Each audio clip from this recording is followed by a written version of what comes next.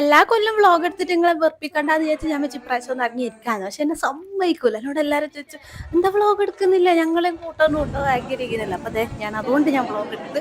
അപ്പൊ ഇപ്രാവശ്യം തെയ്യം അടിപൊളിയായിട്ട് കഴിഞ്ഞു.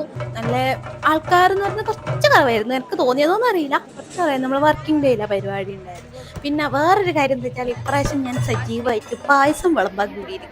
അല്ലെങ്കിൽ അവള് ക്യൂ നിന്ന് ഫുഡും കഴിച്ച് വീട്ടിലേക്ക് പോലാന്ന്. പക്ഷെ ഇപ്രാവശ്യം ഞാൻ വിളമ്പാൻ കൂടിയിട്ട്. പായസമാണ് ഞാൻ വിളമ്പിയത്. പായസം എല്ലാം വിളമ്പി കഴിഞ്ഞിട്ട് ഞങ്ങൾ നൈസായിട്ട് അടുത്തുള്ള ചന്തയിലേക്ക് പോയി കുറച്ച് സാധനമെല്ലാം മേടിച്ചു. ഇപ്പൊ പണ്ട് നമ്മൾ കുഞ്ഞാകുമ്പോൾ നമുക്ക് ഈ ഉത്സവം തേന്നെല്ലാം പറയുമ്പോൾ ചന്തയിൽ പോവാ, കുറെ സാധനമെല്ലാം മേടിക്കാന്നെല്ലാം പറഞ്ഞാൽ ഭയങ്കര സന്തോഷമുള്ള കാര്യമല്ലേ.